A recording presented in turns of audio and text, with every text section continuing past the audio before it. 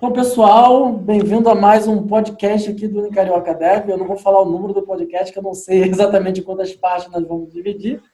A gente está aqui hoje com o Gabriel, que atualmente é Dev lá na Polônia. Estamos de volta com o Pedro, que trabalha em Bruxelas, na Bélgica. Estamos com o Petros, que está em Vancouver, no Canadá, e o Rodolfo, que está em Lisboa. O Petros e o Rodolfo são ex-alunos da Unicarioca. O Gabriel eu conheci durante um hangout hangout de inglês, do clubinho de inglês da qual eu fazia parte lá em Curitiba. E o Pedro eu conheci aqui em Portugal mesmo, né? Bom, o assunto de hoje é carreira internacional. Eu separei alguns tópicos aqui para a gente falar.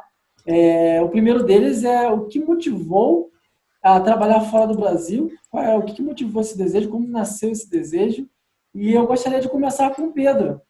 Pedro, tudo bom? Fala aí, Opa, cara. tudo bom? Tranquilo. Bem, o que me motivou a trabalhar fora do país é basicamente uma mudança cultural. No Brasil nós temos muita tecnologia, mas pecamos bastante em processos e metodologias.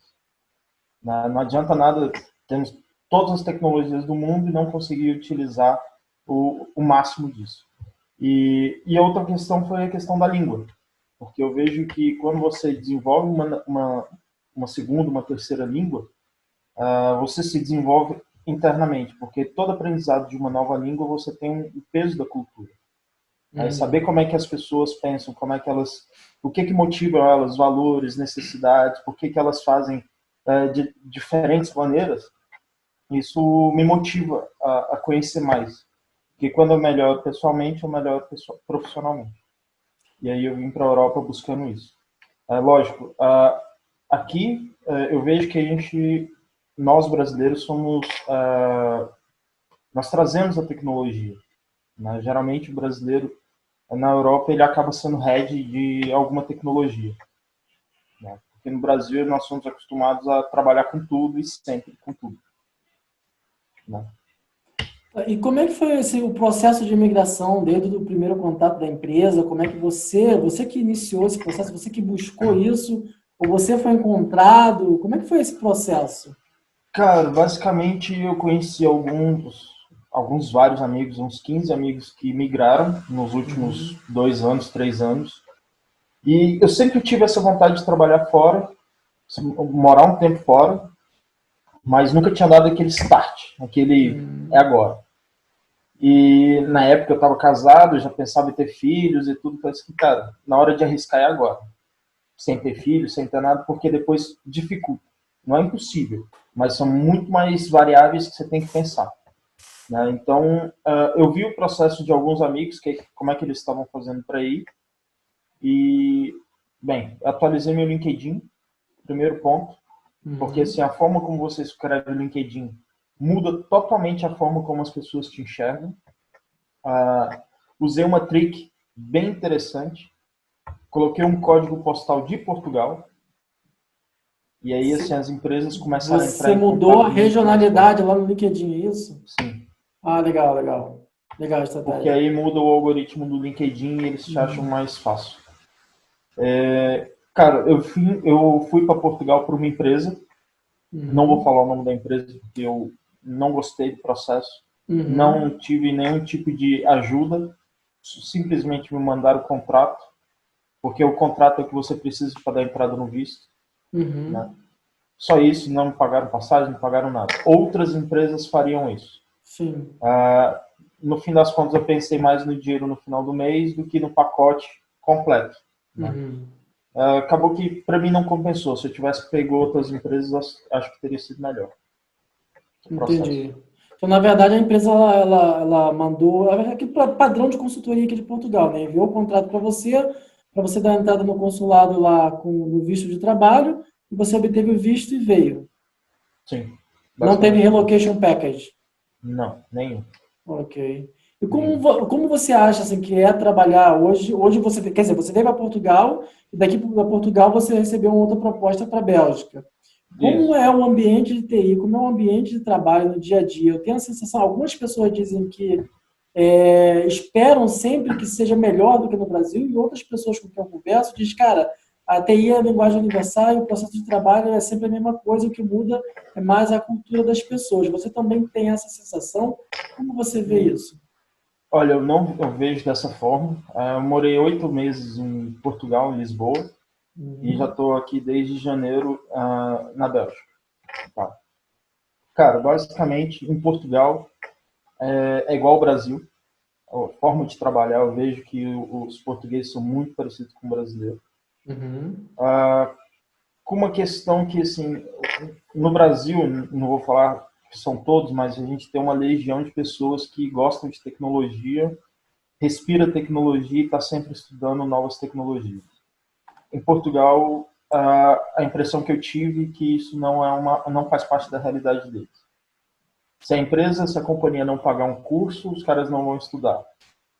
Eles estão tardiamente no mercado de trabalho. Então, se você vai... Por exemplo, eu tenho 34 anos. 34 anos. Eu tenho entre 15 e 16 anos de experiência na área. Uma pessoa na mesma idade em Portugal vai ter 8 anos, 9 anos. E por quê? Eles estudam por mais tempo. Né? Eles já saem da universidade com mestrado. Né? E aí eles iniciam, após o mestrado, eles iniciam o estágio. Então, assim, o mercado de trabalho em Portugal é um pouco diferente. Você se sente um pouco mais aprisionado, principalmente porque Portugal é o menor custo da Europa. Então, a parte operacional vai para Portugal. A parte estratégica fica em outros países. Aí tem um lugar que você vai ter mais dinheiro circulando. Mas e aí na Bélgica, o modus operandi de trabalho é diferente de... Muito diferente. Cara, a Bélgica, fiquei impressionado. Não são pessoas assim que buscam várias tecnologias diferentes. Por exemplo, se você é um desenvolvedor .NET, dificilmente você vai olhar para Docker, olhar para Kubernetes. Você vai ficar só focado ali no .NET, entendeu? Mas são pessoas extremamente especialistas naquilo. Eles não conseguem, não é que eles não conseguem, eles não focam em olhar o todo, entendeu? Aí, às vezes fica complicado. Às vezes você tem um cara que é um especialista brilhante, mas se você mudar um pouquinho a direção, às vezes o cara se perde. Né? Mas aqui, na Bélgica tem uma diferença de Portugal. Aqui, assim, eu acho que o Bob Esponja foi baseado neles. Bob Esponja, porque os caras bebem muita cerveja, então uma esponja, e a bunda quadrada, velho, porque os caras sentam para trabalhar, eles levantam para almoçar, voltam, sentam e só levantam para ir embora. E tem uma hora de almoço aí ou não? Não, não é. Assim, tem um tempo para almoço, você que faz, não tem uma CLT da vida que fala assim, você tem que almoçar em 15, 20, 30, 1 hora. Okay. Não, você vai almoçar o tempo que você quiser e vai embora. Né? O tempo de trabalho aqui é 7 horas e meia, por padrão, não é 8, igual no resto do mundo. E geralmente as pessoas largam o trabalho às 5 da tarde. E pegam mais cedo também? Tipo 8 horas da manhã? Eles começam 8 horas da noite. 8 horas da manhã. E assim, os caras respeitam muito o seu tempo livre. Muito, muito, muito. Tipo assim, os caras não vão te incomodar num final de semana. No entanto, acho que tem 2 ou 3 pessoas da empresa que tem meu celular, o número do meu celular, o resto não tem. Então, assim, se precisar me achar no final de semana, vão ter que cavucar. É bem diferente isso. E, geralmente, aqui na Bélgica, um dia na semana, as pessoas não trabalham. Então, o contrato de trabalho já é 4 dias na semana. Legal. E aí, para a Bélgica, de Portugal para a Bélgica, você foi com Relocation Package, né? Vim. A empresa hoje paga meu aluguel, água, energia, internet, conta de celular. Paga praticamente tudo. A única coisa e a picanha? Ela paga a picanha também? Paga porque ela paga meu salário. Né? Mas assim, a empresa que eu estou hoje é uma empresa maravilhosa, não tenho nada a reclamar. Eu tenho, por exemplo, 1.000 euros por ano de viagem. Então, assim, quero ir para o Brasil. A lazer. Não é trabalho, não é nada, vão pagar. Pô, que bacana, cara. Só tem que mandar um e-mail. Falar assim, eu quero viajar para o Brasil nessa data e voltar nessa data. Acabou. E eles já se viram. Só emite a passagem e me entrega. Tá vendo? Falar para os ouvintes aqui, tá vendo, ouvintes? Estudem. E Não, mas francês, você já... fazem para mim porque eu sou bonito, não porque eu sou inteligente. Ó, nossa. E Humilde, né? francês, você já iniciou a estudar francês? Parlez-vous français? Cara, eu comecei a assistir alguns vídeos no YouTube, fiz umas aulas particulares, mas na hora que eu comecei, começou a pandemia. Hum, Né? A empresa que eu trabalho já aprovou o curso de francês. Eu pedi para fazer um curso aqui na Aliança Francês, uhum. que é das melhores escolas que tem aqui tanto na Bélgica quanto na Europa, na língua francesa. Só estou esperando o Covid passar para poder voltar, Para para poder retornar. iniciar o curso, né? Cara, bacana essa Esse experiência, pinga-pinga de cara. aula online é meio complicado, cara. Esse é um momento que a gente tem que esperar um pouquinho as coisas normalizarem um pouquinho. É muito bacana essa experiência, cara. Acho que assim que começar a liberar os voos e as coisas normalizarem um pouquinho, eu vou dar um pulo aí para comer uma picanha junto com você. Porra, é só chegar, cara. Só chegar. Já. Eu tô até querendo mudar de apartamento e, se Deus quiser, se tudo der certo, vai ter ou um jardim ou um terraço para colocar uma churrasqueira de brasa. Pô, cara, aí Aí, sim. aí vai ser picanha todo dia. Ó, Maravilha. rapaz, vai largar a elétricazinha, né? É, Largar essa irmão, elétrica. mas eu vou te falar uma coisa, viu? A elétricazinha que tá dando couro, cara. É, mas é isso mesmo, a gente se Tá vira. ótimo. Comer churrasco brasileiro dá um jeito dele. Cara, eu Importante. arrisco a dizer que, assim, se eu simplesmente te servir, você não consegue diferenciar se ela é de carvão ou elétrica. Apesar de ter o Cara, gosto ali do alcatrão e tudo, mas esse, esse cara é muito não dá. especialista. Esse cara é muito especialista em churrasco, muito especialista em picanha, cara. A gente tem que marcar um outro podcast só para poder falar das maneiras, diferentes maneiras de fazer uma picanha. Fora do Brasil. Diferentes maneiras de fazer uma picanha fora do Brasil. Cara, o Galera, maior problema é achar picanha, cara. imagino. Porque Aqui não assim, tem sido difícil, não. Aqui em Portugal tem sido fácil. Tem picanha argentina, picanha brasileira, que é uma das mais caras, tem picanha inglesa, tem picanha. Semana retrasada eu e o Rodolfo compramos picanha italiana e foi muito bom. Galera, cara, eu deixando um comprei. pouquinho esse. Pode falar, Vambora. pode falar. Continua. Não, É, continua. deixando um pouquinho o churrasco e a picanha de lado, eu gostaria de pegar aí um pouquinho da experiência do Gabriel. O Gabriel, que para mim está num lugar, um dos lugares mais diferentes, assim, que eu tenho desejo de visitar, nunca visitei, ele está lá. Não sei nem como é que se pronuncia o nome da tua cidade, Gabriel. Como é que é? Então, a cidade, isso, chamada Katowice, Ah, é uma cidade Katowice? no... E sim, na Polônia o C tem som de C, Ok. e é uma cidade que fica no sul da Polônia. Ela foi bastante tempo uma cidade alemã, então bastante coisa, assim, tipo, a arquitetura é bem parecido com a arquitetura alemã. Mas eu cheguei aqui, eu tô aqui há 6 meses, mais ou menos, cheguei bem no finalzinho do ano passado, Uhum. e consegui aproveitar um pouquinho antes de começar a pandemia para viajar, pelo menos dentro da Polônia, que tinha ido já uma vez para Cracóvia, para Varsóvia também. E daí eu fui hoje, novamente, primeira vez que eu viajei para fora da cidade, que a cidade que eu vivo é um pouco pequena, assim, não tem muitos, assim, eu não sei quantos habitantes tem, assim, mas é bem pouco, assim, é bem menos do que Curitiba, por exemplo, que eu vivi, assim, e comparado com Cracóvia também é bem menor, assim, então, mas tem tudo, tem shopping, tem parques, então você consegue se virar, assim, tipo, é o limite de pequeno, assim, para ficar aceitável, assim, sabe? Certo. E qual foi a tua motivação de sair do Brasil? Você esperava por uma carreira internacional? Você saiu do Brasil por causa da violência? Saiu do Brasil para ganhar mais? Qual foi o gatilho que te motivou a querer trabalhar fora?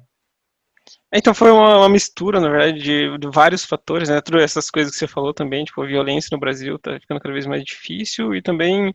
Mas eu sempre, desde que eu entrei na faculdade, assim, eu já tinha interesse de sair e morar fora, pelo menos para conhecer e saber como sabe? E aí eu fui agregando mais motivos a isso, mas quando eu entrei na faculdade, eu já comecei a estudar inglês e quando eu terminei a graduação, eu já meio que falava inglês fluente, assim, então isso ajudou bastante a sair do país também. Mas outros motivos também é que fora do Brasil, apesar de no Brasil eu ter trabalhado em várias empresas, eu trabalhei em startup, multinacional, mas parece que o nível técnico no Brasil é um pouco inferior assim ao nível técnico fora, principalmente na Europa e alguns outros países na Europa, Estados Unidos, então isso é bem evidente depois que eu comecei a trabalhar aqui, tive contato com com pessoas que trabalham aqui já, então esse foi um dos motivos, e o outro foi, tipo, eu falava inglês já, de um jeito que eu conseguia já, tipo, ser confiante, mas não era do jeito que eu queria, então eu queria morar num país que falasse inglês, que eu conseguisse usar no dia a dia para aperfeiçoar ainda mais. Entendi. Mas você não havia escolhido a Polônia, né? Você tinha Não. algum país como alvo? Ou a Polônia foi por Olha, acaso? e na verdade os países que eu tava buscando, assim, era Nova Zelândia, que era o meu favorito, assim, daí depois Canadá e Estados Unidos, eu nem pensava, assim, na Polônia, o leste europeu, e nem Europa em geral, na verdade, que eu achei que ia ser mais difícil, assim, mas acabou sendo bem mais simples, assim, para vir para a Polônia, na verdade. E como é que foi o teu processo? Você foi encontrado por algum headhunter? Você se aplicou para alguma vaga? Não, então, eles me acharam, na verdade, pelo LinkedIn. Uhum. Eu tentei ver assim como você fazia para deixar o seu LinkedIn mais atrativos para vagas fora. Então, a primeira coisa que eu fiz foi traduzir para inglês, né? Primeiro Uhum. passo, e aí é fazer uma descrição decente com as suas experiências, os principais pontos positivos, colocar as tecnologias que você usou, preencher bem as experiências também de cada empresa que você trabalhou com as tecnologias e tudo mais. E depois disso, deixar ele em inglês e aí foi aparecendo, assim. O da Polônia foi uma das propostas mais atrativas, assim, eles tinham um pacote de realocação, então eles pagaram todos os custos do visto, da viagem, se você tiver esposa, filhos, também pagam para todas as pessoas da família, aluguel durante o primeiro mês também eles pagam, então é E, bem atraente, assim, para mim. e quando chega aí quando você chegou aí na Polônia, eles te ajudaram a procurar imóvel para alugar ou você teve que se virar sozinho? Como é que foi essa parte? Então, eles passam, assim, o contato de assim, esqueci o nome da palavra em português, das pessoas que te ajudam a encontrar o imóvel aqui, Inquilino? né? Ah, tá. É, Corretor de isso, o imóveis. corretor.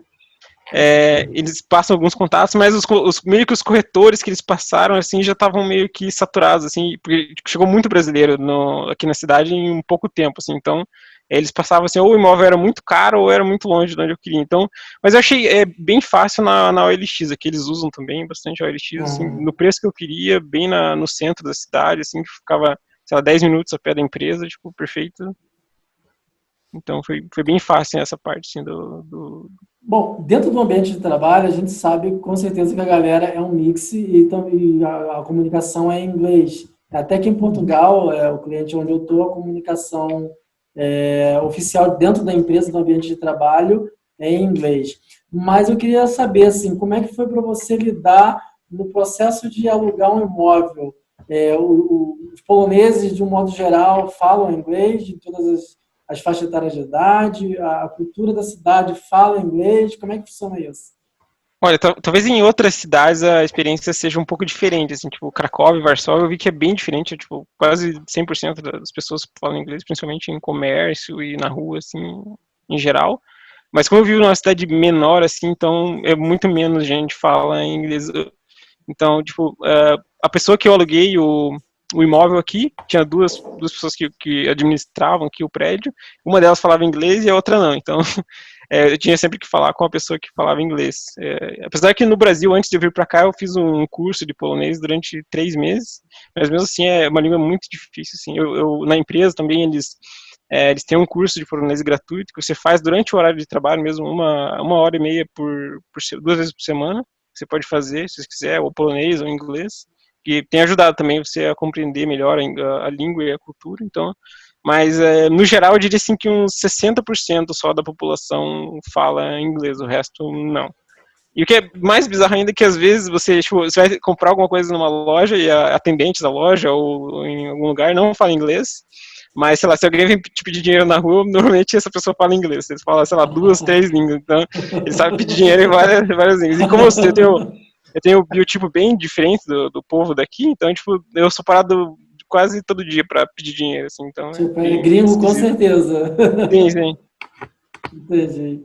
Cara, você mencionou um ponto aí sobre você acha que, na sua visão, o pessoal da Europa tem um processo mais amadurecido ou o nível técnico é mais apurado do que o Brasil? Você mencionou isso lá no começo, eu não quis interromper o teu raciocínio na hora, e isso me chamou a atenção, porque a visão que eu tenho trabalhando aqui em Portugal, mesmo que grande parte do meu projeto não esteja exatamente em Portugal, está em Curaçao, ou está na Holanda, eu interajo muito com parte da minha equipe que está na Holanda, e a visão que eu tenho é bem diferente. A visão que eu tenho é que a gente vem, pelo menos aqui no cenário de Portugal, a gente vem, brasileiros, vem com uma bagagem técnica muito grande, muito boa, e acaba assumindo posições de liderança aqui justamente por esse conhecimento técnico mais avançado do que o que se encontra aqui.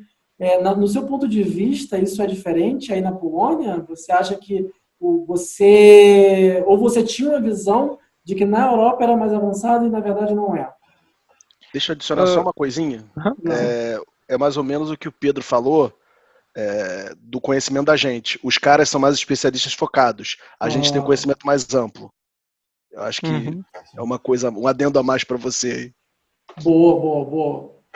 Pois é, então, a primeira vez que eu tive essa noção, assim, de que o conhecimento fora do Brasil, pelo menos nas áreas mais técnicas, assim, eram mais avançados, foi quando o último emprego que eu tive no Brasil foi na Volvo. Então, eu trabalhava num time que era alocado no Brasil, mas diretamente com um time principalmente de front-end, ficava na Suécia, a maioria. Então, a gente dava ver que o nível deles de técnico, pelo menos, era bem alto, assim. E aqui na Polônia depende muito do projeto que você trabalha. Assim, eu trabalhei em 2 projetos até agora, é diferente, que a empresa que eu trabalho é uma empresa de outsourcing.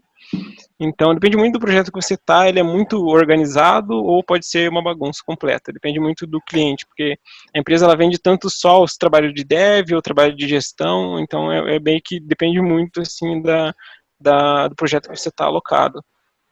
Nos 2 projetos que eu trabalhei, um era para fazer templates de processamento de pagamentos aqui em alguns sistemas na Europa, e outro é para fazer manutenção de rodovias, um sistema que mede temperatura e junta um monte de dados e fornece para os governos.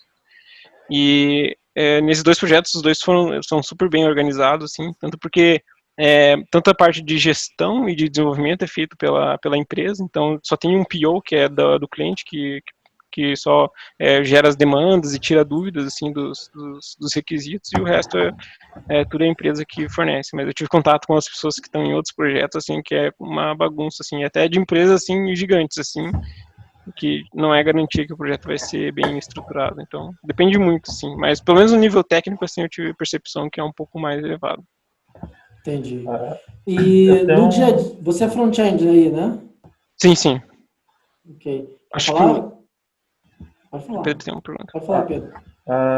Eu tenho um amigo meu que tá morando em Krakow, e de acordo com ele, a entrevista foi horrível. Os caras fazem umas perguntazinhas bem chatas. Tipo assim, se você precisa utilizar uma variável do tipo list ou do tipo dictionary, qual que vai ser mais performático, qual que você consegue fazer indexação, qual o limite de cada uma. São perguntas assim chatas que os caras focam em performance. Então, assim, é um pouco diferente. Para Portugal, eu não passei por nada disso.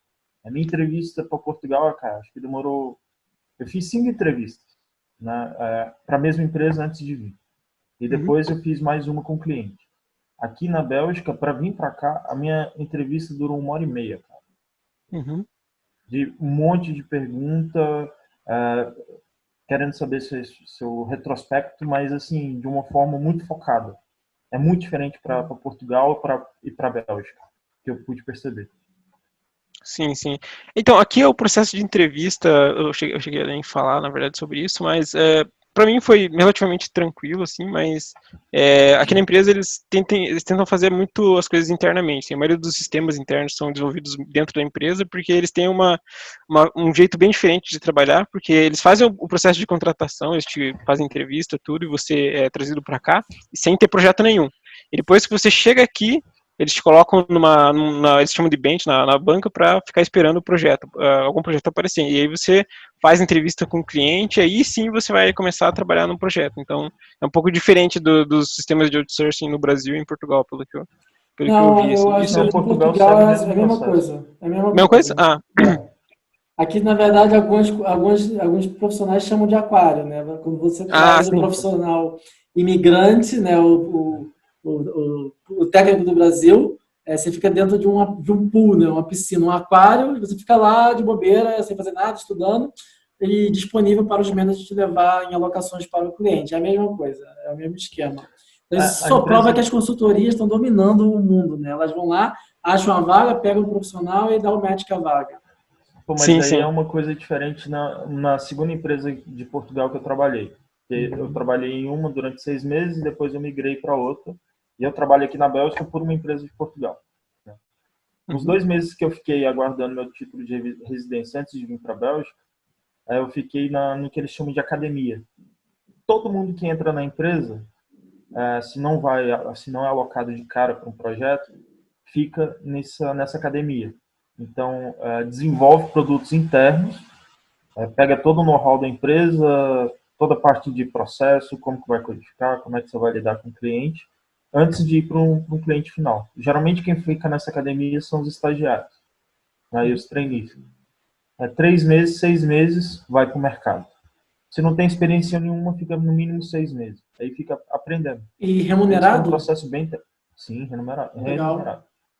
Em falar nisso, essa empresa tem um projeto chamado Recode, que qualquer um pode se inscrever, tem uma entrevista e tudo, e quem paga o salário dessa pessoa para poder estudar e trabalhar durante esse período é o governo de Portugal, como Legal. incentivo para entrar na área de tecnologia. Porque Portugal tem uma deficiência, aliás, a Europa como um todo tem uma deficiência de pessoas, né? Eu não sei para vocês aí, mas assim, a visão que eu tenho, eu não conheço ninguém que faz faculdade de tecnologia, quando eu morei em Portugal. Aqui em Portugal, não, eu conheci algumas pessoas, eles chamam de engenharia informática. E Sim, mas eu. eu não conheci ninguém. Eu conheci Ah, assim, tá, umas você. 20 pessoas que moravam Ah, junto comigo no mesmo sítio. Só quem era brasileiro era de tecnologia. Quem não era brasileiro era de qualquer outra área, menos tecnologia.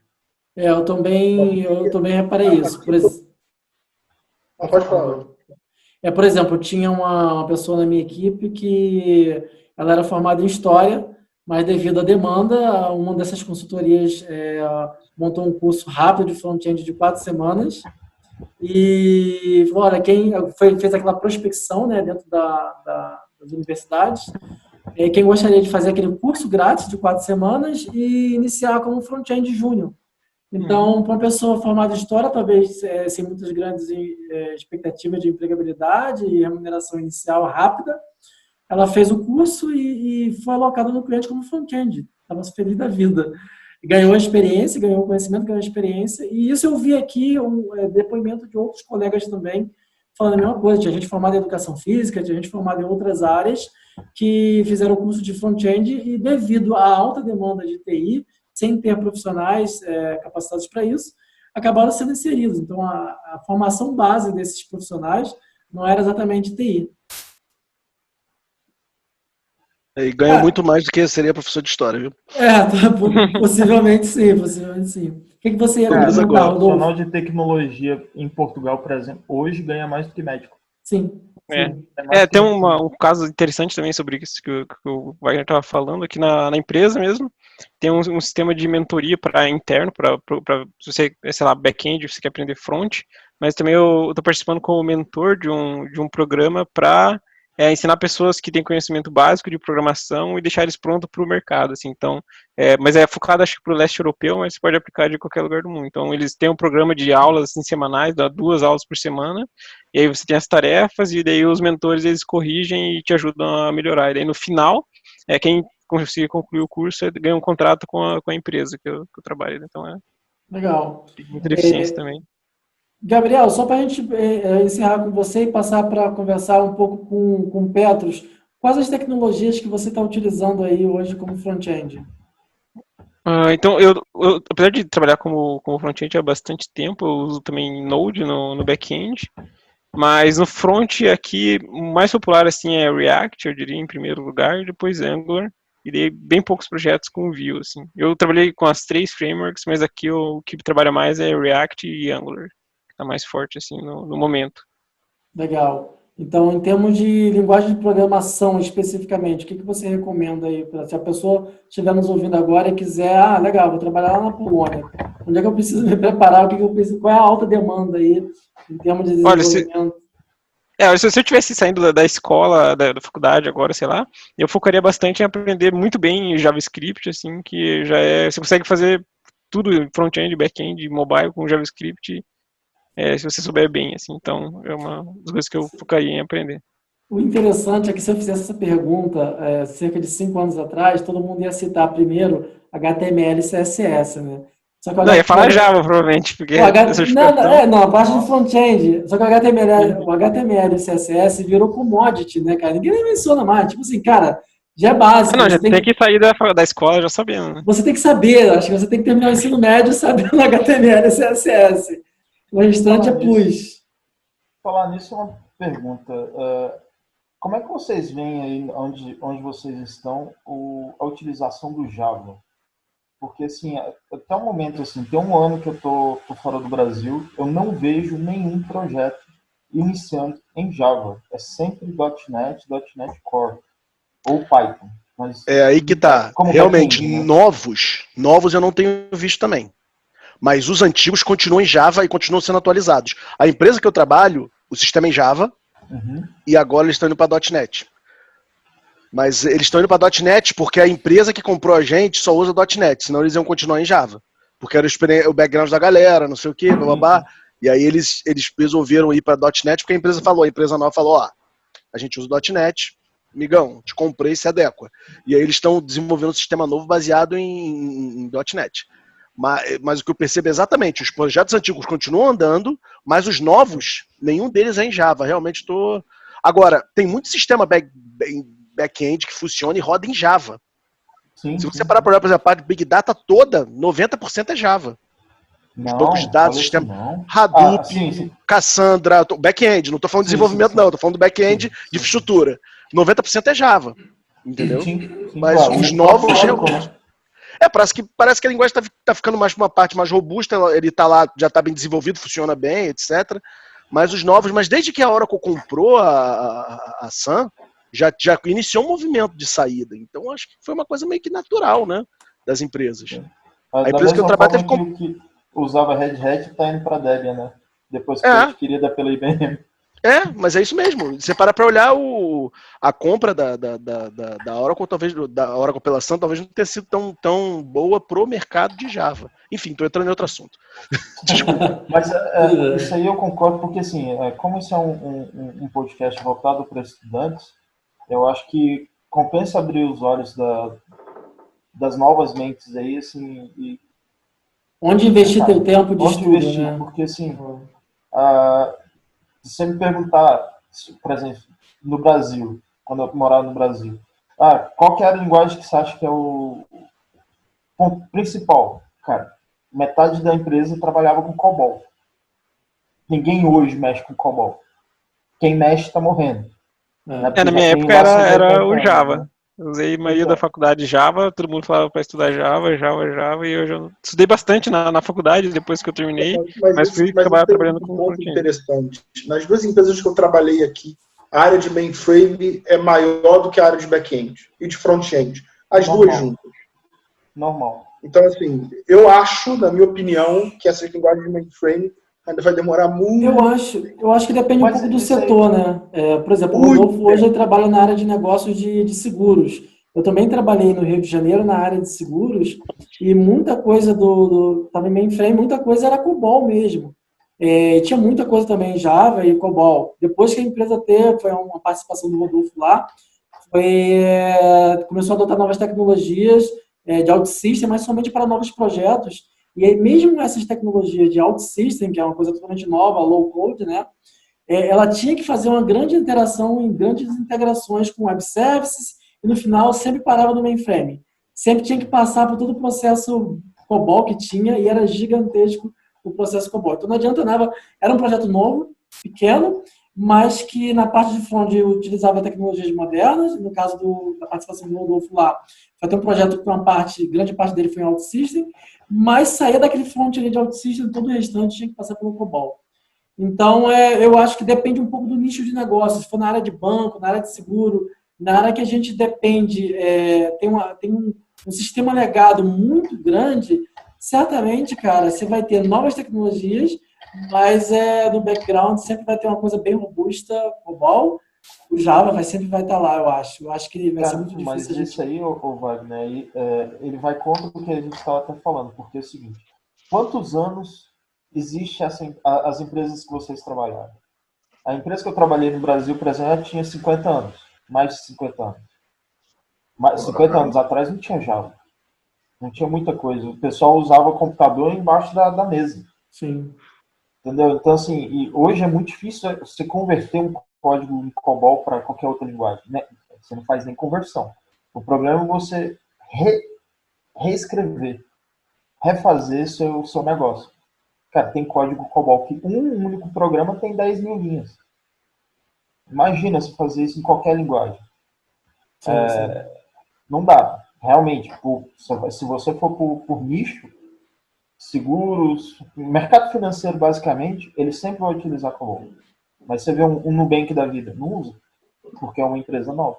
Sim, é uma empresa totalmente nova. Embora seja um ramo de negócio da área de banco, da área financeira, né, é uma empresa totalmente nova que já nasceu com uma estratégia ágil, um pensamento ágil, com tecnologias novas.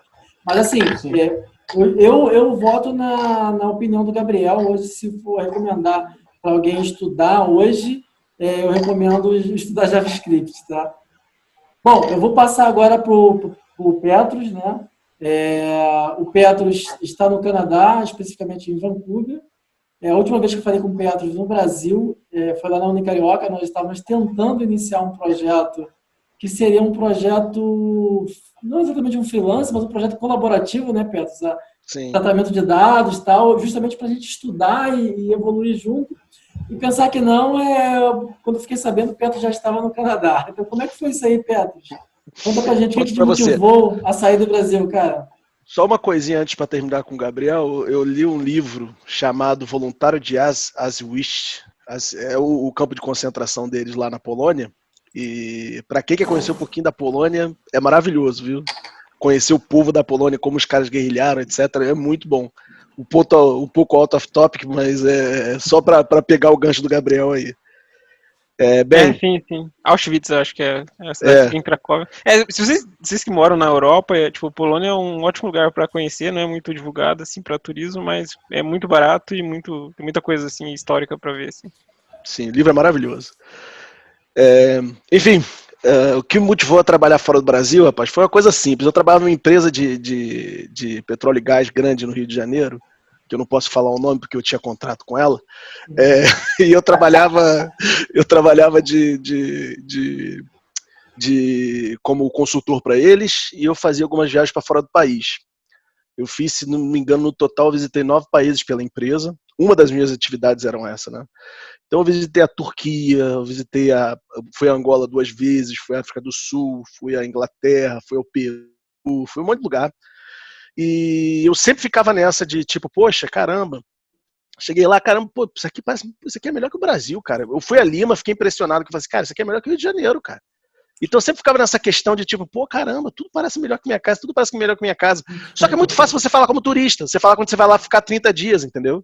Você não lidar com os problemas do dia a dia, apesar de eu estar indo trabalhar, tá pegando trânsito, tá acontecendo tudo, mas você não lidar realmente com os problemas do dia a dia, não saía para fazer compra, não vivia com o salário deles, então assim, é uma situação um pouco diferente. Eu falei, cara, eu tenho que morar fora do país um período para ter esse negócio em mente, assim, fixado, né? E eu falei, cara, agora eu tava com 33 anos na época, eu tinha uma empresa, eu trabalhava numa empresa grande, na área de tecnologia, com as melhores tecnologias do mercado, não era nem do Rio de Janeiro, que tinha no Rio de Janeiro, era do mercado. Então, assim, eu não tinha muito o que reclamar, tinha um bom salário, etc. Mas aí começou uns escândalos de corrupção, começou a ter uns problemas, não sei o quê, e a coisa começou, nem foi tão afetada, mas em compensação, eu comecei como eu trabalhava com um time de 34 pessoas, começaram a demitir algumas pessoas.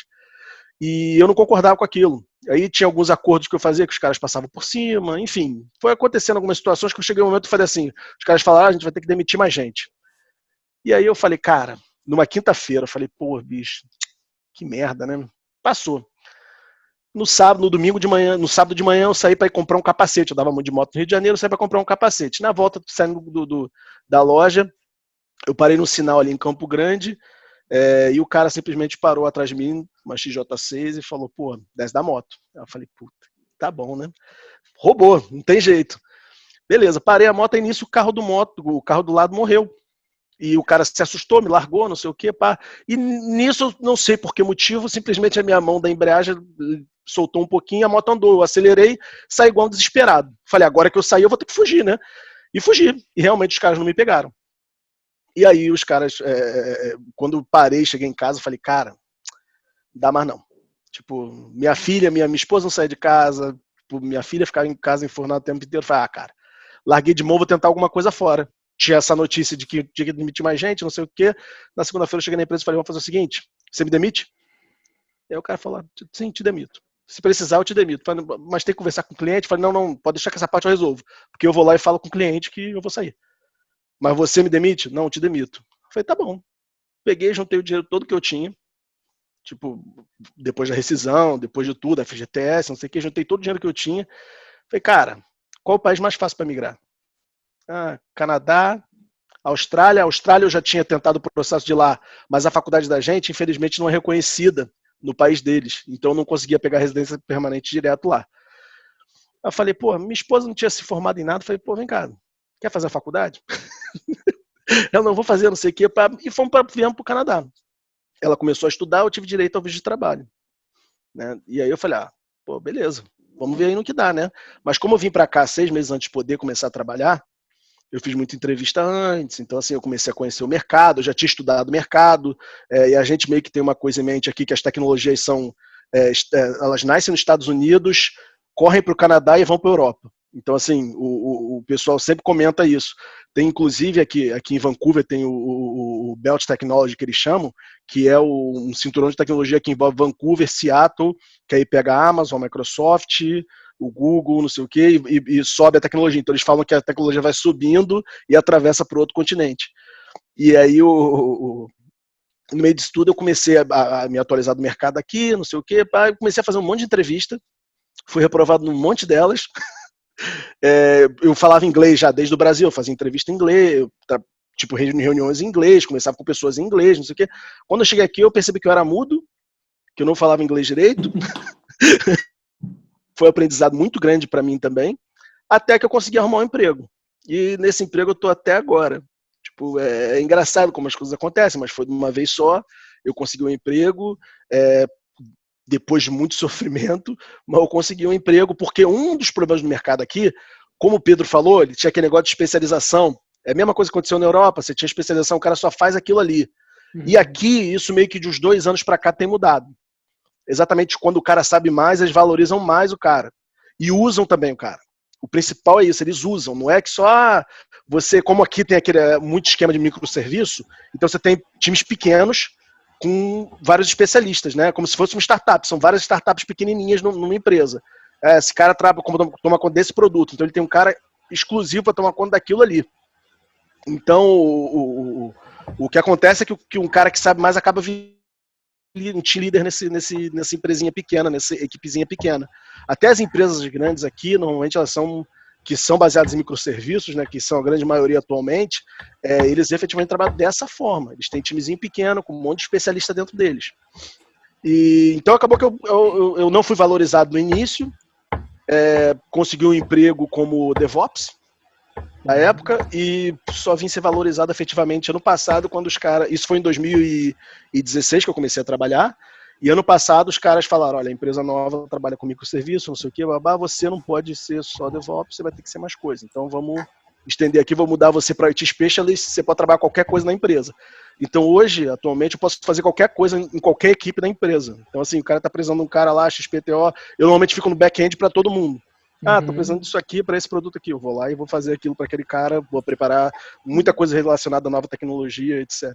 Uma pergunta, mas é uma consultoria ou você trabalha no cliente final? Não, eu trabalho no cliente final, eu trabalho dentro da empresa mesmo. Dentro da empresa é o core do negócio. Eu trabalho numa empresa de gerenciamento de frota, e é a maior empresa de gerenciamento de frota do mundo.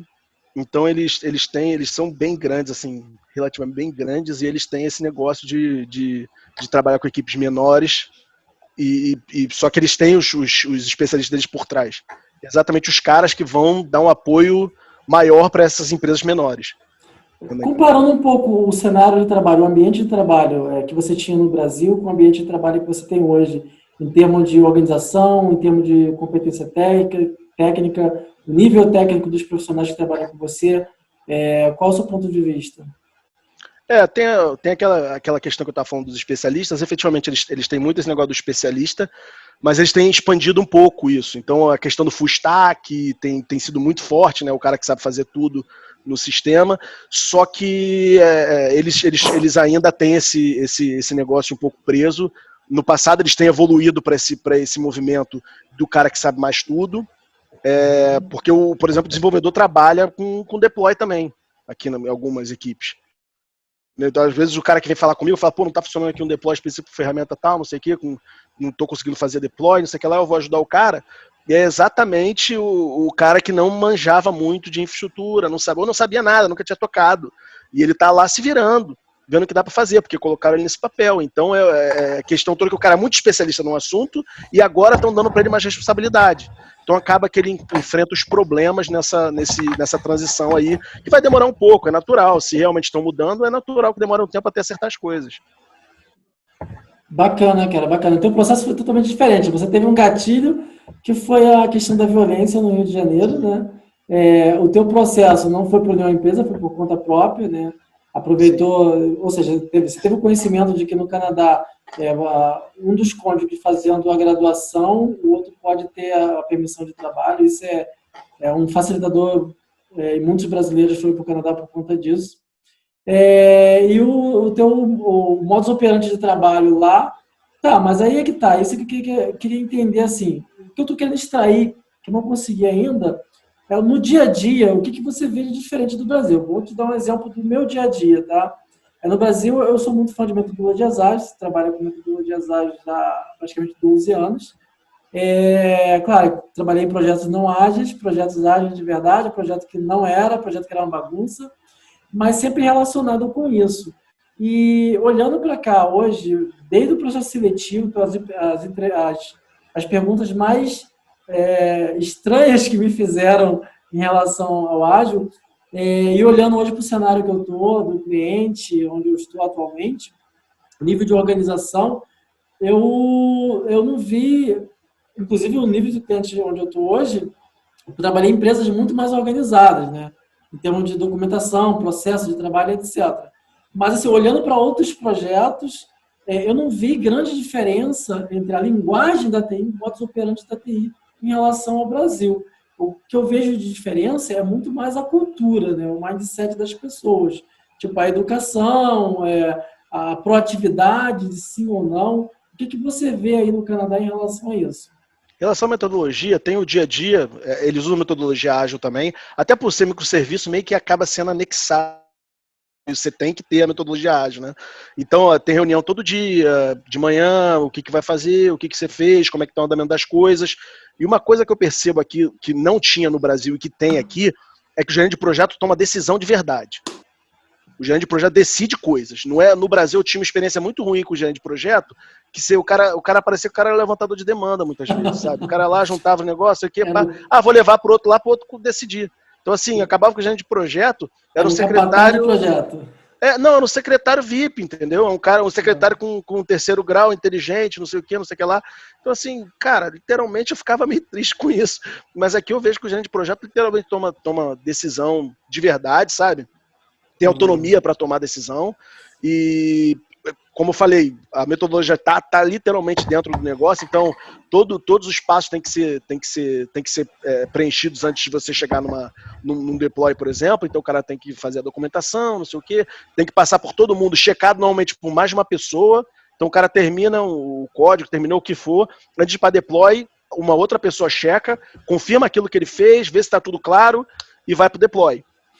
Entendeu? Só que é literalmente pedacinhos de sistema todo dia. É um negócio muito legal, assim, você vê acontecendo, que é bloco sobre bloco, cara.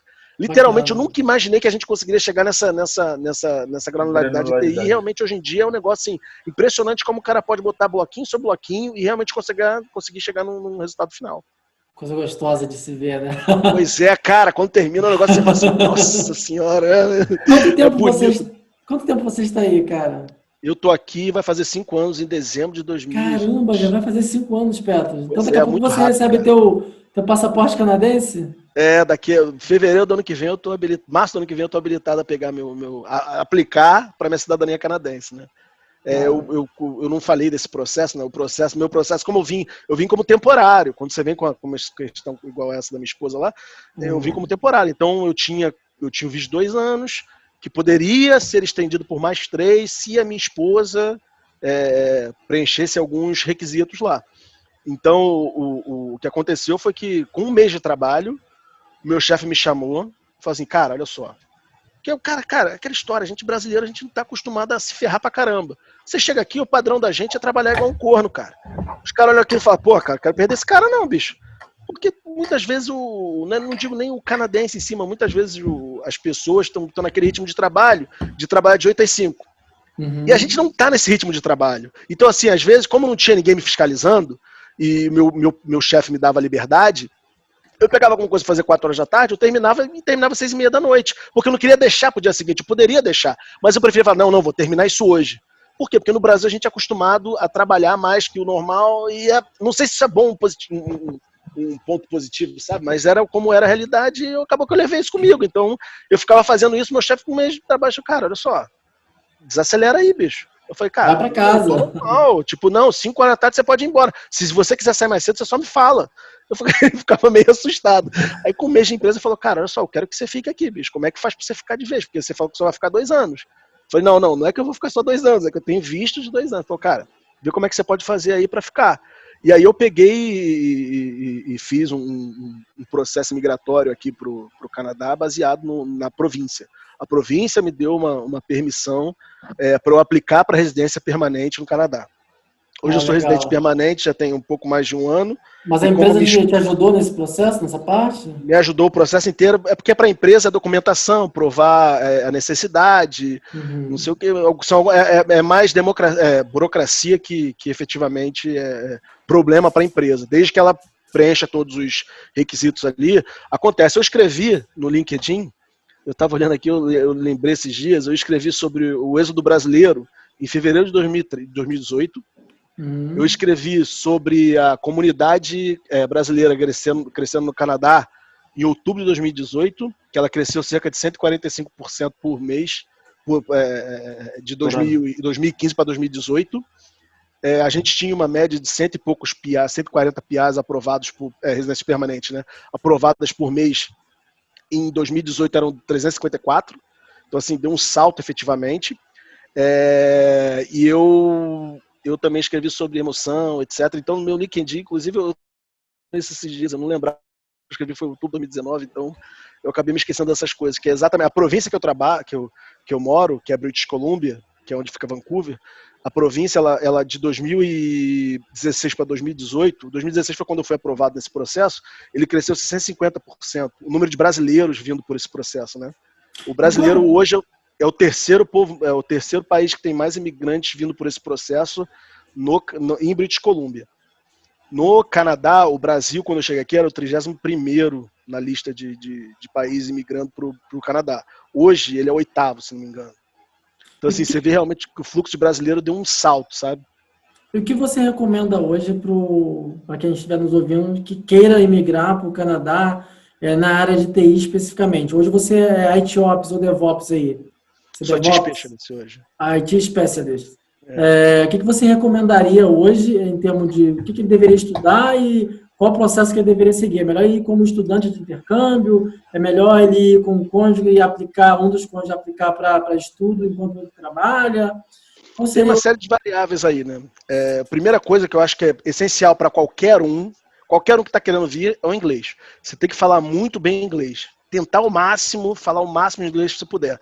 Porque eles realmente exigem essas coisas e pode eliminar um processo seletivo, pode eliminar. Inclusive, conheço eu faço processo seletivo aqui também, para algumas equipes que eu trabalho, e E hoje eu conheço outras pessoas que fazem a mesma coisa, além de eu trabalhar com o que eu faço no dia a dia, eu também faço entrevistas com as pessoas, e esse é um ponto crucial, assim, pro canadense, sabe? Você tem que saber falar inglês. Não é que você não tem que ter accent, não tem que ter sotaque, não é essa a questão. A questão é que você tem que se comunicar muito bem.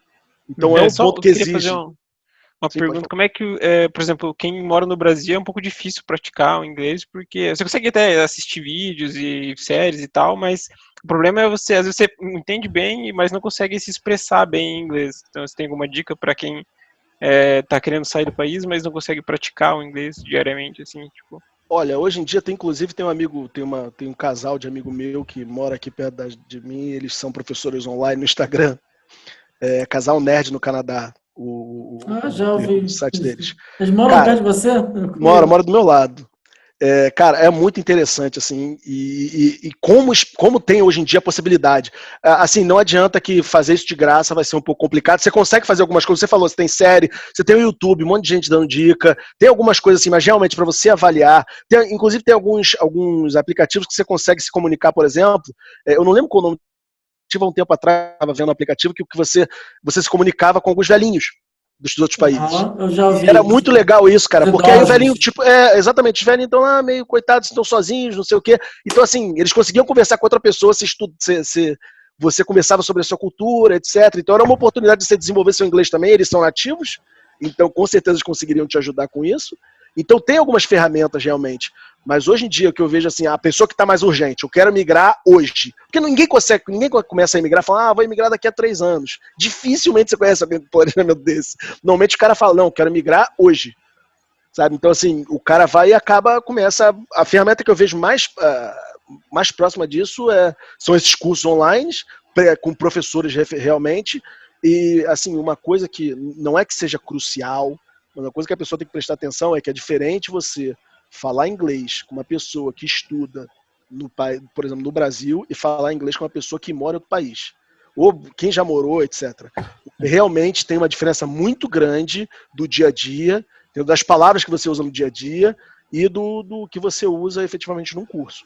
Então, um ponto que eu acho que eu falaria para essa pessoa, se ela me perguntasse, falar, cara, procura algum professor, alguém que possa te dar uma ajuda, porque esse cara vai chegar e falar, não, cara, você tem que melhorar isso aqui. Tem algumas coisas que a gente tem problema, que brasileiro tem problema. Em on-net, por exemplo, é um problema muito grande para os brasileiros, alguns pronomes específicos. Então tem algumas coisas que eles já sabem e falam, não, brasileiro tem problema com isso aqui. Então esses caras que moram fora do país têm essa experiência para falar, não, normalmente a gente sofre com isso aqui. Legal. Que moram, que já moraram. Eu acho que a gente, sem querer te cortar, acho que a gente pode até marcar um outro, tô anotando aqui os tópicos aqui, que é para a gente falar sobre isso, sobre o processo de preparação. Inclusive, é um dos que o Jonathan vai trazer. Eu acho que isso faz parte do processo de preparação, né? Aprender inglês, se comunicar bem, eu acho que faz parte desse grande processo. Você queria falar alguma coisa, Pedro? Sim. Cara, para poder migrar para Portugal, meu nível de inglês era horrível.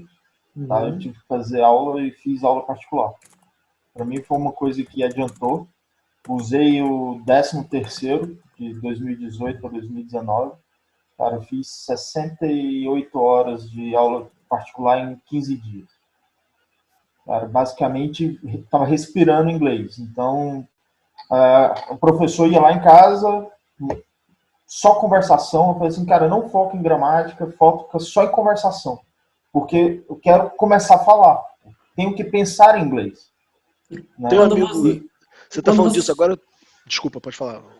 E quando você chegou aqui em Portugal, você deu uma acelerada também nisso, né? Porque aqui em Portugal muita gente se engana, mas no ambiente de trabalho, dependendo do projeto que você estiver, você vai falar inglês. E o ambiente cultural da cidade é composto de muitos estrangeiros, de pessoas de diversas nacionalidades. E a gente pode falar inglês o dia todo, o tempo todo. Sim, sim. Cara, em Portugal, assim, o meu nível de inglês evoluiu bastante, tá? Porque eu trabalhava numa empresa que era uma empresa de um grupo belga, e a língua oficial era o inglês. Meus vizinhos que moravam comigo eram todos de fora, e aí é uma outra experiência, porque assim, é o que o Pedro falou. Quando você vai conversar com uma pessoa em inglês de outra nacionalidade, por exemplo, com o italiano, bicho, é muito difícil você entender o inglês de cara. O próprio português, por exemplo, em Portugal e na França, não se pronuncia o H. Então, um dia um colega me falou assim, me passa, falou em inglês, né? Me passa o pet.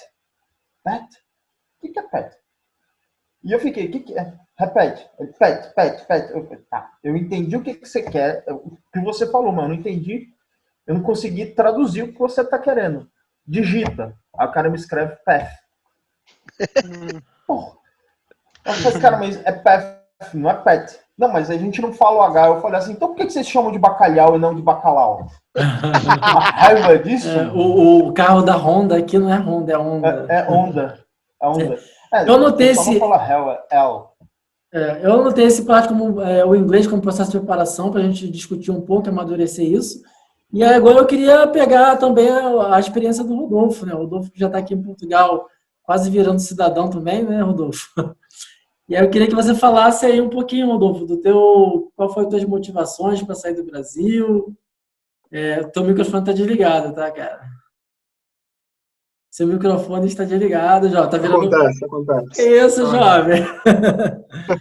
Diz aí. Acontece. Gente, só para contextualizar, o Rodolfo, ele, além de estudar comigo lá na Unicarioca, a gente fez parte do Unicarioca Dev, que era um grupo composto para ajudar, é um grupo composto paralelo dentro da faculdade, iniciativa própria nossa mesmo, auto-organizável, só para ajudar novos iniciantes na faculdade, né? O projeto tomou uma proporção bem grande e o Rodolfo fez parte disso. Depois eu indiquei o Rodolfo para uma consultoria da qual eu trabalhei na área de seguros também. Foi lá quando ele entrou como um especialista em OutSystem. E eu acredito que tenha essa sido a razão dele ter vindo aqui para Portugal. Fala aí, Rodolfo, um pouco. Quais foram as suas motivações, o start para você mudar? Acho que diferente de todo mundo, eu não estava com pretensão de vir para fora. Pelo menos em 2017, né? E muito menos em Portugal, né? Eu estava mirando muito nos Estados Unidos e no Canadá, eram os dois principais países que eu tinha como objetivo para vir para fora. E assim, a oportunidade surgiu exatamente quando eu estava na Sul-América, e alguns amigos começaram a vir para cá, aqui para Portugal, porque basicamente a tecnologia que eu trabalho hoje é portuguesa, que é uma empresa aqui de Portugal chamada OutSystems, e alguns amigos começaram a vir para cá e começaram a me indicar para algumas vagas, e eu comecei a receber um monte de e-mail sem saber o que eu estava recebendo, e eram meus amigos me indicando e falando, olha, cara, tenta, pelo menos tenta, se tu gostar, tu vê o que tu faz. E em 2017 eu não estava muito querendo vir, porque eu tinha aquele estereótipo de que só vem para fora o cara que é muito bom, o cara que está num nível assim, tipo... Supra-sumo, Jedi. Ordinário. É o cara... E eu ficava perdendo muito tempo, e ficava estudando várias coisas, assim, tentando achar o melhor momento, e depois que eu passei pelo primeiro processo da entrevista, de uma entrevista aqui para Portugal, eu posso falar o nome da empresa, eu não tenho problema com isso, que é a Growing. Eu fiz o processo com eles e já fiz um processo com um cliente também, que era a EDP, né? E até um mês antes de eu vir para Portugal, eu já estava fechado com a EDP, já para começar com a EDP, mas depois aconteceu algumas coisas, eles cancelaram um projeto e eu não consegui, e acabei vindo para cá só pela consultoria, mas sem cliente. Então, assim, em 2000 não tinha muito essa pretensão de vir, estava me preparando para, de repente, 2 anos depois, 1 ano e meio depois, fazer algumas entrevistas para o Canadá ou para os Estados Unidos, que era o meu foco.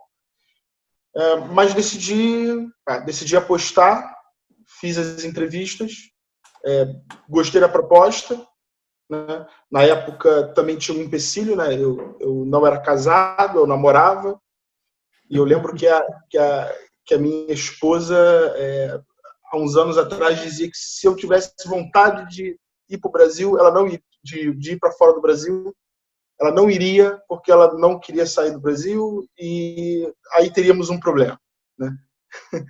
E foi engraçado porque eu vim, depois de um ano, ela veio para cá como passeio e no primeiro dia que ela pisou o pé aqui, ela falou, olha, mudei de opinião. Agora... Mas assim, como é que foi o processo, né? A empresa, a consultoria que te trouxe, a primeira consultoria, né? Ela te ajudou no processo? Teve o Relocation Package, eles pagaram a tua passagem, pagaram a hospedagem, te ajudaram no processo de visto? Como é que foi esse trâmite? O cara, assim, ajudaram no processo de visto, ajudaram. Em relação à passagem, não ajudaram. Em relação também à locação, também não ajudaram. Acho que é o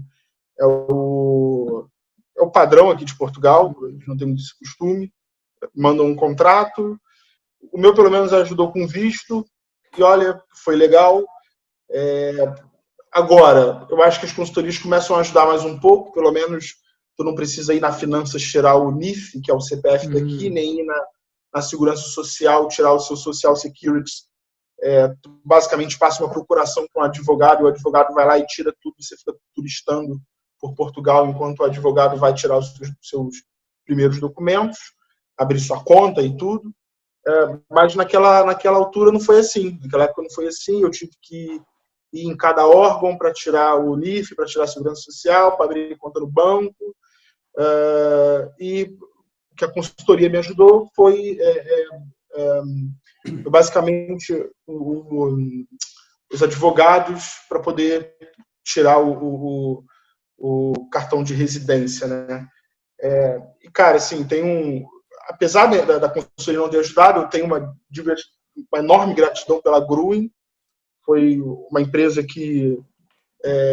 Eu estou sentindo um certo merchan aí, hein? Eu acho que depois que a gente postar esse link, você vai compartilhar no LinkedIn e marcar a Growing. Growing, venha para... Não, eu não estou mais na Growing já um ano e pouco, mas é uma empresa boa, eu gostei de trabalhar, foi uma boa experiência, entende? Então, o meu processo foi esse. Eu dei entrada no visto do Brasil, demorou mais ou menos uns 35 dias, 40 dias, e vim para cá em julho de 2017, e pronto, acho que é isso. Pô, bacana, cara, legal essa experiência aí. E você já está com 3 anos, vai fazer 3 anos então aqui? 3 anos agora, é o próximo mês. 3 anos. Já pegou o título de residência definitivo? Não lembro. Não, vai ser agora, na próxima ida ao CEF. Legal, cara. Bom, acho que a gente passou por todos. Eu só vou fazer um. Tá, e Rodolfo, sobre a cultura, assim, o que você sente diferente do ambiente de trabalho no Brasil, o ambiente de trabalho aqui em Portugal? O que você vê diferente do processo, a linguagem da TI, o dia a dia, a cultura? Cara, assim, eu acho que a tecnologia não muda tanto. Tem essa questão aqui em Portugal do pessoal ser mais especialista do que generalista. Uhum. Mas eu sinto muita diferença na forma de trabalhar daqui, do Brasil para cá. Eu não sei se é porque todos os projetos que eu trabalhei no Brasil foram projetos muito complicados, né? Ou não sei se realmente isso é uma verdade, mas pelo menos aqui em Portugal, nas 2 empresas que eu trabalhei, posso falar o nome? Eu trabalhei no Banco BPI por 2 anos e hoje trabalho na Fidelidade, que é uma seguradora aqui. E, assim, foram 2 empresas que eu notei que a cultura, a forma de se trabalhar aqui, me pareceu muito mais leve do que no Brasil, né? As pessoas respeitam muito seu tempo. Se você diz que faz aquilo em 2 dias, as pessoas respeitam e aceitam que você faça aquilo no tempo que você acha que você vai fazer, até porque é você que vai fazer e você tem que dar o seu tempo. Respeitam muito isso, não ficam ali em cima cobrando as coisas assim de minuto em minuto, como aconteceu comigo em algumas vezes no Brasil. E também são pessoas que deu 5 horas, 6 horas da tarde, vai todo mundo para casa e pronto. deixam as coisas como estão, e eles valorizam muito mais aqui o tempo, a família. Coisas como, por exemplo, quando eu cheguei aqui, a gente estava organizando alguns meetups de Agile, de OutSystems, e não deu muito certo, porque muitos portugueses não gostam, por exemplo, de ir a um evento pós-trabalho. Entende? Eles não gostam, por exemplo, de sair do trabalho 6 horas e ficar de 7h30 até as 8h30 ou até as 9 dentro do meetup dia de semana. E nem final de semana. Entende? Então, aqui, eu sou uma pessoa muito elétrica. Então, eu digo que quando eu cheguei aqui, eu tomei uma porrada de calmaria. Porque, assim, as coisas aqui andam num ritmo tão lento, mas, assim, e que até me fez bem. Porque lá no Brasil, tipo, o trabalho era muito pesado e muito corrido. Na última empresa que eu trabalhei no Brasil, era hora extra, assim, a balde, se trabalhava muito, e aqui as coisas acabam sendo um pouco mais calmas. E isso foi bom para mim, porque assim, estou casado há 2 anos, pretendo ter filho, e isso para mim é o melhor cenário. Entende? Você ter tempo para você sair do trabalho, 6 horas, ir para casa, buscar teu filho na escola, na creche, ter um tempo ali. E isso também foi até uma das motivações, que foi até uma das coisas que eu gostei bastante quando eu cheguei aqui. Essa questão do trabalho ser um pouco mais tranquilo. Esse ritmo mais desacelerado, né? Isso nos dá mais mais qualidade. desacelerado. Pois é. Assim, e é muito engraçado, porque assim, às vezes pedem para a gente estimar um ecrã, né? Pronto, uma tela para a gente fazer. E assim, a gente fala, não, ok, não, eu faço isso em 1 hora. A pessoa, como assim 1 hora? Não, peraí, não, a estimativa disso são 2 dias, 1 dia e meio. Mas calma aí, cara, é uma tela. Não, peraí. Mas faz com calma, isso é 1 dia e meio. E assim, é interessante, entende? Porque... Eu acho que o Pedro queria adicionar alguma coisa. O Pedro quer adicionar alguma coisa, mas estou esperando o Rodolfo concluir. Mas fala aí, outro. Tá te ligado. Tá no mudo, Pedro. Pode terminar aí, depois eu falo. Não, tranquilo. Assim, então eu vejo essa questão da cultura, a questão de tecnologia. Tem coisas que no Brasil a gente já parece estar um pouco mais à frente a nível de tecnologia, do que é utilizado, do que da forma como são feitas as coisas, mas também não vejo assim uma diferença gritante, né? Eu acho que tem mais a ver com o negócio.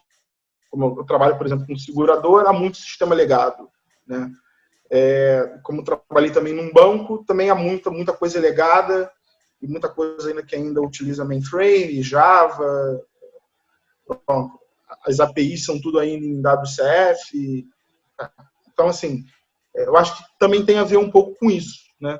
Tem outras empresas e outros clientes que já trabalham com coisas um pouco mais atuais, mas acho que tem a ver com isso. Então, assim, a cultura aqui, por enquanto, eu estou gostando bastante. Já me adaptei a essa calmaria, esse ritmo mais lento.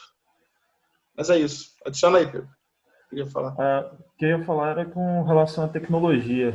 E, assim, uma coisa que eu percebi do lado de cá do oceano é que, por exemplo, em Portugal eu trabalhei numa empresa que está presente em 5 países diferentes. E, cara, se você comprasse toda a tecnologia que ela tinha, não preenchia os dedos da mão, de 2 mãos. E eu trabalhava numa seguradora que apenas em um projeto tinha mais de 24 plataformas. Imagina, esse tipo de coisa assim não passa pela cabeça das pessoas do lado de cá. Eles utilizam muito mais a tecnologia que eles têm do que ficar reinventando a roda e tentando colocar todas as tecnologias que existem no mundo no projeto dele. Né? Por exemplo, projeto que não precisava de um Kafka, uma transacional de informações assíncrona. Precisava ser síncrona. Não, vamos usar o Kafka. Meu amigo, o projeto já está atrasado, você ainda vai adicionar uma tecnologia que vai mudar tudo, ainda você não tem contrato. Fala aí, Gabriel. Não, eu só queria adicionar que também uma coisa que eu vi bastante nos projetos que eu trabalhei é que eles tomam muitas decisões orientadas a custos, assim, por exemplo, eles têm um jeito de fazer, por exemplo, um relatório em PDF que é feito em Java, por exemplo, eles querem mudar para Node para fazer mais rápido e mais bonito, mas antes de tomar a decisão efetiva de fazer isso, eles veem quanto vai custar, quanto está custando hoje, quanto vai custar e quais são as melhorias. Assim. Eles não tomam decisões assim, baseadas só na melhoria da tecnologia por si só, sabe? Então isso é interessante também de ver. Do meu ponto Tem um de outro vista, ponto. eu acho totalmente certo. Sim, sim. Mas tem um outro ponto também que aqui na Europa eles estão fazendo, que é uma resposta ao modelo fast food americano, que é o slow food. Por exemplo, estava lendo com relação à Suécia, ela nenhum projeto sai do papel antes de um ano. Eles elaboram durante um ano ali para não ir naquele gás assim, pô, tô com fome e vai comer um fast food, entende? Assim, pô, realmente eu tô com fome? Será que é isso que eu quero? Qual que é o projeto final disso daqui? E aí, quando você olha para o mercado, as empresas que menos falem são as suecas, por conta disso. Então, assim, eu vejo que o lado de cá do Atlântico, as coisas são muito mais maneiradas. Dá 6 horas da tarde, você vê só o pessoal ficando offline no Slack. E parece que o Slack caiu e ficou todo mundo offline. Porque deu 6 horas, o pessoal vai embora. O dia fica maior. Você pode aproveitar mais, o seu tempo, o tempo para você, né? Sim. Ainda mais que aqui o sol vai embora geralmente 9h30 da noite. Eu acho que no topo do verão vai 10 horas, porque eu lembro quando eu estava na Holanda, que é bem próximo aí, faz divisa aí, tinha dias que o sol estava se escondendo, o sol estava se pondo às 10 da noite. Né? Mas isso acontece até em Portugal também. Aqui também vai acontecer, não peguei ainda o topo do verão aqui. Em compensação do inverno também. 4 horas da tarde, 3h30, tá tudo escuro, né? Sim, não, pra mim isso é ótimo. Pô, legal aí, cara, ver toda a experiência de todos vocês. Agora chegou a minha vez de falar sobre mim, né? Eu tô aqui em Portugal 8 meses. O tempo está passando muito rápido, né? Daqui a pouco completa um ano que já tem que renovar o título de residência. Bom, falando um pouco do meu motivador, né? Eu, na verdade, não saí exatamente do Brasil fugindo da violência, buscando melhores condições de vida. Esse não foi o caso. Eu já havia mudado de cidade, antes eu morava no Rio de Janeiro. Havia me mudado para Curitiba, onde eu morava muito bem em termos de localidade, tinha um excelente salário. Em termos de qualidade de vida, minha vida em Curitiba era muito boa, mas eu sempre desejei ter uma carreira internacional, viver a experiência de trabalhar fora. E nesse processo, claro, a gente falou um pouco sobre isso, eu tive que aprimorar, tive que investir em estudar inglês, e não só investir em inglês, eu tive que investir em como passar em entrevistas internacionais, que isso é assunto para outro podcast. E aí, durante essa fase, eu fui, obviamente, eu tinha vagas que eu realmente me aplicava, mas foram muito poucas as vagas internacionais da qual me apliquei. A maioria das entrevistas que eu fiz foram vagas que eu recebi abordagem através do LinkedIn. Eu também, como todos vocês, eu fiz uma preparação no LinkedIn, que olhando hoje nem é tão preparada assim, mas eu criei lá o perfil em inglês e deixei o perfil em português e criei um outro perfil. No LinkedIn você pode criar até 3 perfis em 3 idiomas diferentes, sem pagar nada. E eu fiz isso, criei um segundo perfil em inglês e fiquei ali, me expus na vitrine, comecei a receber propostas. E durante essa fase eu recebi propostas da Nova Zelândia, fiz entrevista para a Nova Zelândia, entrevista para a Holanda, muitas entrevistas, acho que foi umas 5 que eu me lembre, para a Irlanda, e fiz entrevista para Portugal. Portugal venceu em maioria, né? A demanda aqui tem sido muito alta, continua, e a maioria das entrevistas que eu fiz foram para Portugal. Então, tinha lá, meu motivador principal era a ambição de viver uma experiência fora do Brasil. Esse foi o meu motivador.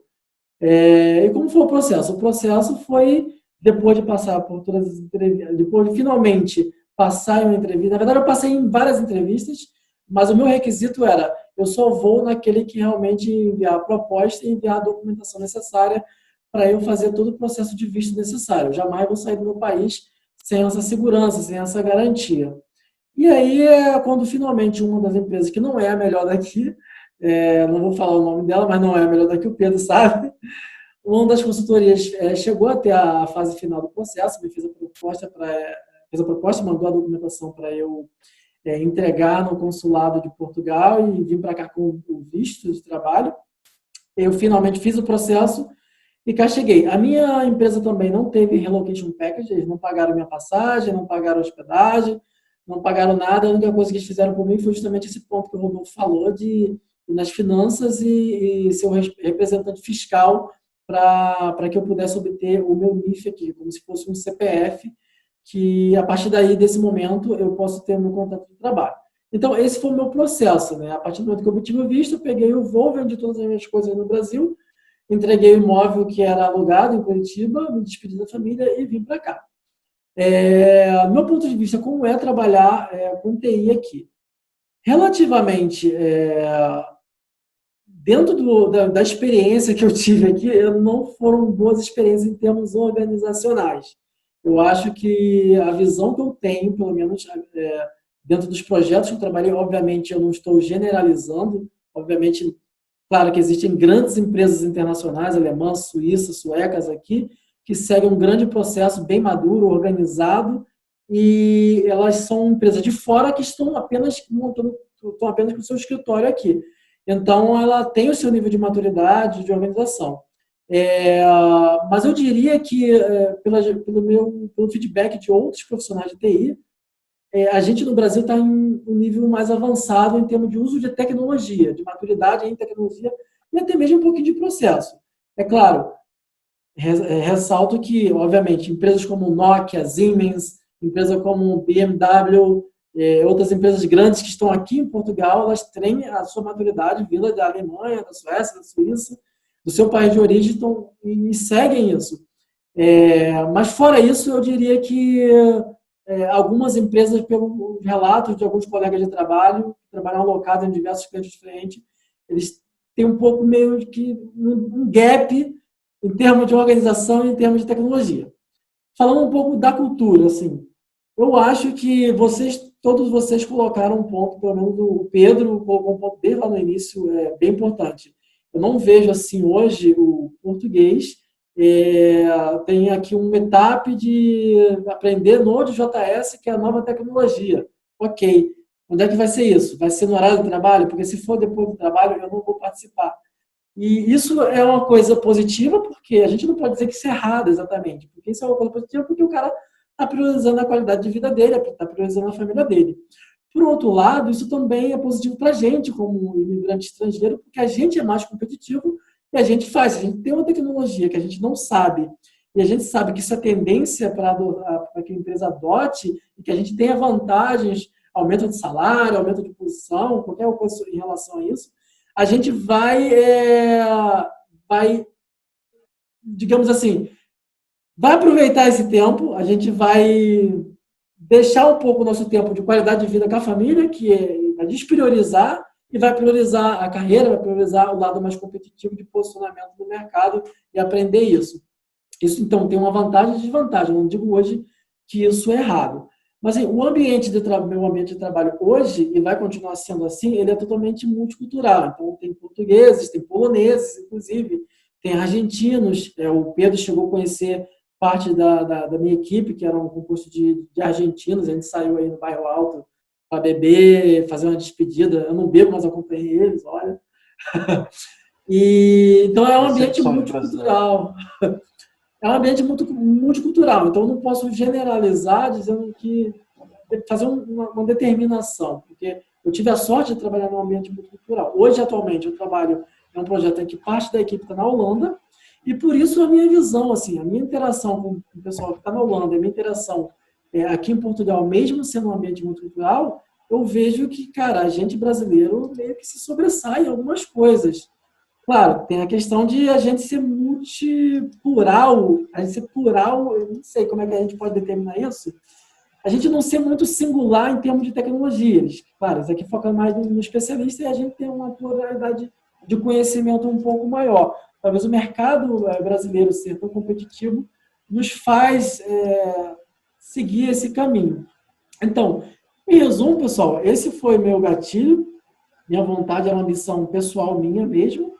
Eu não sei se Portugal vai ser meu destino final. Eu recebo propostas aqui da Bélgica, recebo propostas da Holanda ainda. O LinkedIn aqui bomba, mesmo desativando aquela opção lá de não estou disponível. Mas, a princípio, eu pretendo, sim, investir um bom tempo aqui, ganhar mais experiência, deixar as coisas se acalmarem por aqui. E talvez um dia, daqui a mais algum tempo, eu esteja aberto a migrar de país novamente. Então é isso, essa foi a minha experiência. Vocês têm alguma pergunta em relação a isso? Na verdade, eu tenho um comentário para fazer. No meu primeiro dia de empresa em Portugal, eu migrei para Portugal pela mesma empresa que você está hoje. Então, assim, não tive representante fiscal para o NIF nem para a atividade legal. Mas no meu primeiro dia de trabalho, equipe completamente portuguesa, apesar da metade do time ficar na Bélgica. Aí era com belgas, franceses e italianos. Mas, assim, eu tinha um time de eu e mais 9 pessoas. E eu perguntei, usa-se Docker aqui? Eu tive o prazer de ouvir o que é Docker.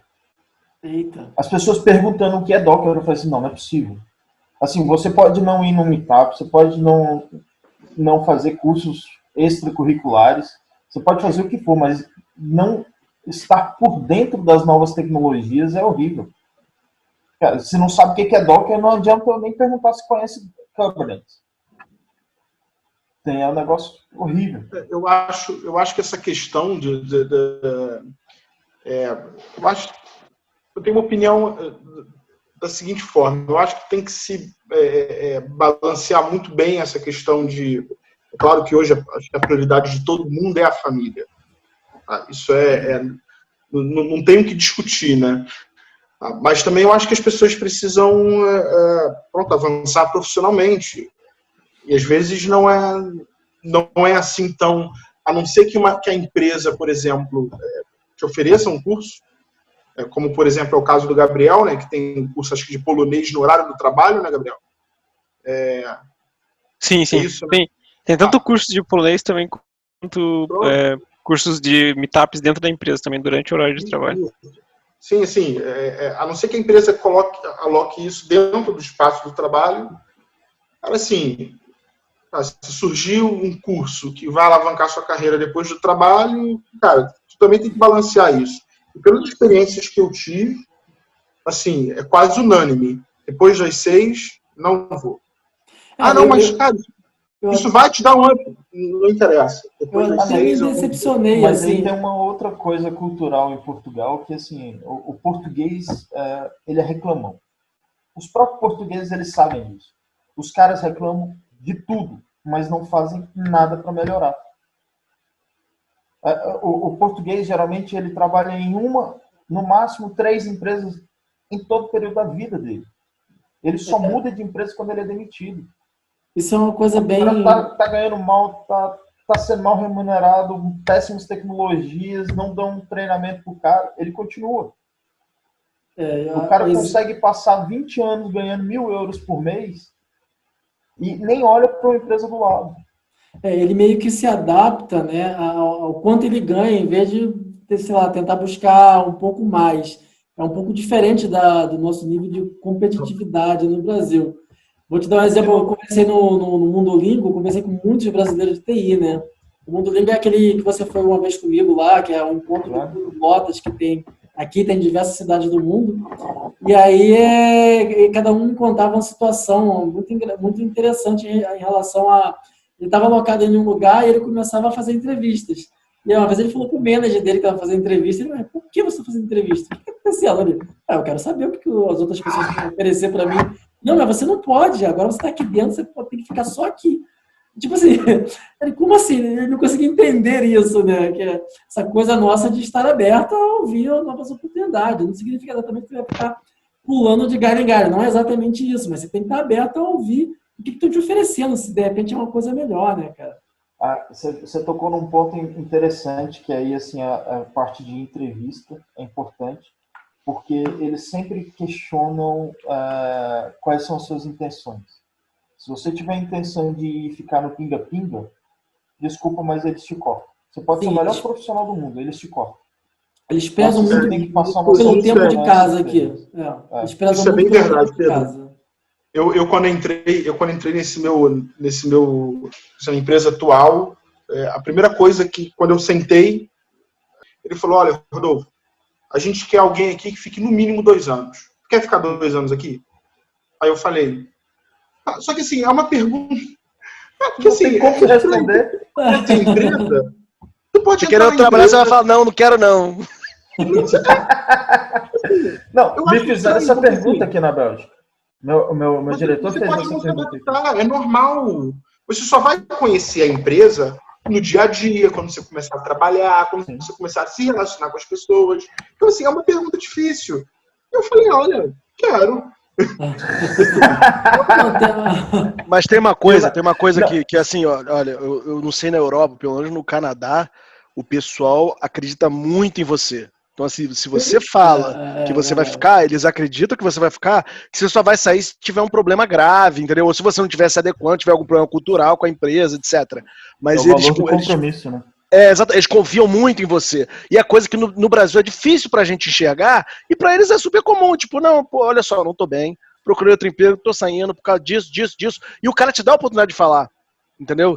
Então, assim, muita gente na empresa que eu trabalho lá teve um problema com uma pessoa que saiu financeiramente, eles simplesmente reviram o quadro daquela posição, porque eles falam, cara, se a gente tá pagando pouco pro mercado, esse tá saindo, vai sair mais, entendeu? Sim. Então, assim, eles reviram, não sei o quê, babá. Acabou que algumas pessoas receberam aumento, outras não receberam, porque estavam no mercado, mas eles meio que deram uma adaptada. Muita empresa faz isso, tem empresa que não, mas tem empresa realmente que se importa. Tem sim, é verdade. Mas eu acho essa pergunta muito difícil de responder. Você pretende? Eu pretendo. Olha. Cara, você sabe como é que eu respondi aqui? Porque quando eu fiz a entrevista para a Bélgica, eu morava em Portugal. Você tem intenção de morar aqui na Bélgica por quanto tempo? Eu falei assim, não sei. Se a empresa for boa, se é o conjunto de tecnologias que você estiver utilizando chamar minha atenção, se o planejamento estratégico de vocês chamarem minha atenção e a cidade for boa, se você acha que a sua cidade que você mora é boa, eu posso ficar aí 10 anos, 20 anos, morrer. Aí. Eu não tenho problema nenhum. Isso é muito variável. Isso é muito variável. São muitas variáveis que não tem como te responder agora. Claro, sim. Eu trabalhei em Portugal também pela empresa que eu falei. Eu fui uma missão lá, né? Eu fiquei lá, se eu não me engano, 30 dias. Fiquei 21 dias trabalhando e 9 dias eu fiquei de férias. Era em Oeiras, num centro de business. Tinha Oracle, tinha BMW, um monte de empresa maneira pra caramba. Acho que é Lagoas Park. Lagoas Park, eu acho que é isso. Pô, top. E a impressão que eu tive dos portugueses era boa, cara. Não era ruim, não. Realmente, assim, pelo menos os contatos que eu tive com as pessoas era bom. Mas é o que eu falei, né? O Petros tá movimentando a empresa brasileira. Petros, é o que eu falei, né? Ali onde você foi, eu conheço o Lagoas Park. Só tem empresa top ali, empresas internacionais. Inclusive, a única empresa, na verdade, que tem naquela região ali, que não é internacional, não é fora de Portugal, é a OutSystem. A OutSystem fica num prédio em frente ao Lagoas Park, naquela região ali. Mas ali é Oracle, é Renault, BMW, só empresa top. Cara, eu lembro que eu entrei, porque assim, quando a gente tá hoje em dia não me impressiona tanto, mas quando a gente tá no Brasil, a gente não é acostumado a ver alguns modelos de carro específicos, não sei o quê, e eu entrei na garagem, tava no mesmo prédio da BMW. Cara, mas era tanta BMW top, uma do lado da outra, que eu ficava, tipo, perdido. Caraca, bicho, olha isso, tipo, na época. Você tem que vir pra Bélgica, cara. Pra você ter uma noção, eu Uber Eats, assim como qualquer gordo no mundo, usa Uber Eats. Cara, os caras me entregam um McDonald's, vem a caixinha do McDonald's, de Mercedes, cara. De Mercedes. Uma Mercedes que no Brasil é uns 150 mil, 180 mil reais, os caras vêm me entregar meu sanduíche de Mercedes, cara. Isso é top. Não dá. Aqui você vê só Ferrari, Porsche, Mercedes e BMW passando. E assim, e uma coisa, cara, eu me apaixonei por Portugal, viu? Eu trocaria o Canadá por Portugal numa boa. Numa boa. Não, mas vou te falar, Petros, mas assim, tu trabalhou na freguesia, ou seja, do bairro aqui mais rico de Lisboa, que é Oeiras. Então, assim, tudo em Oeiras é muito top. Eu fiquei no Leblon, né? Galera, então, galera, vou encerrar aqui o nosso assunto do podcast. A gente pode continuar batendo nosso papo depois. Foi um prazer ter todos vocês aqui. Acho que foi legal esse bate-papo, essa troca de experiência. A você que está nos ouvindo agora, eu espero que isso tenha sido agregador para você. E aguarde pelos próximos. É isso aí. Muito obrigado.